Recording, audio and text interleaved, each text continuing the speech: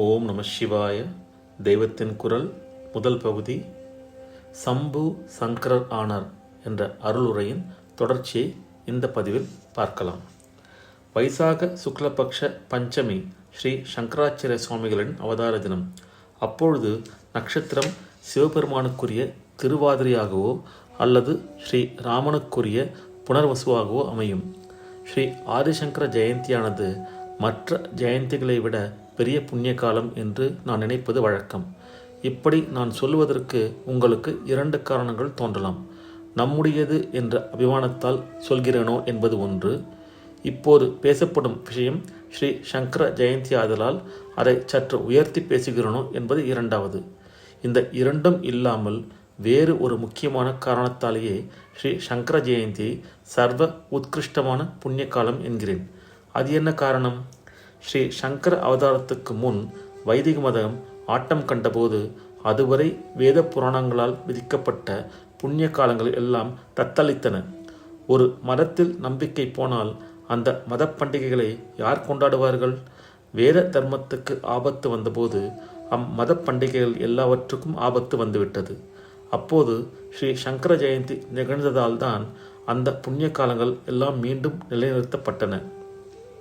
ஸ்ரீ சங்கர ஜெயந்தி நிகழ்ந்திராவிடில் இன்று ஸ்ரீராமநவமியும் கோகுலாஷ்டமியும் சிவராத்திரியும் நவராத்திரியும் மற்ற புண்ணிய தினங்களும் கொண்டாடுவோமோ என்பதே சந்தேகம். மற்ற ஜெயந்திகளை எல்லாம் நிலைநாட்டிய ஜெயந்தியாக இதுவே இருக்கிறது. ஆகையினால்தான் ஸ்ரீ சங்கர ஜெயந்தியை மிக மிக புண்ணிய காலமாக சொல்கிறேன். தனி மனிதராக இருந்து கொண்டு அந்த சாமானிய பிராமண சந்நியாசி தேசம் முழுவதிலும் ஒரு இடம் பாக்கி வைக்காமல் திக்விஜயம் செய்து இந்த மகத்தான அனுகிரகத்தை செய்தார்.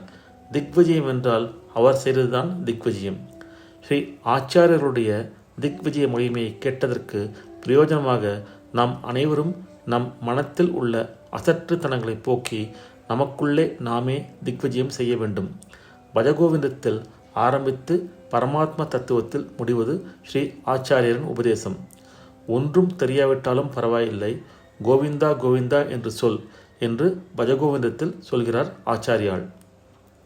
யமன் ஒரு க்ஷணம் கூட வீண் கழிப்பதில்லை. பிரதி க்ஷணமும் நெருங்கி வருகிறான். எப்போது பிடித்து கொள்வானோ தெரியாது.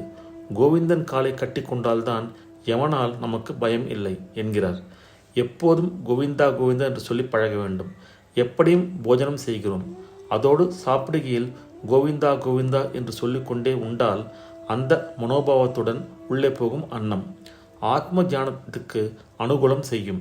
அந்த அன்னசாரம் உடம்பில் சேர சேர ஈஸ்வர ஸ்மரணம் அதிகமாகும்.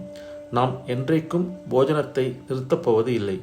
ஆகையினால் இந்த சின்ன அபியாசத்தால் கோவிந்த உச்சாரணம் என்றைக்கும் நடந்து வரும்.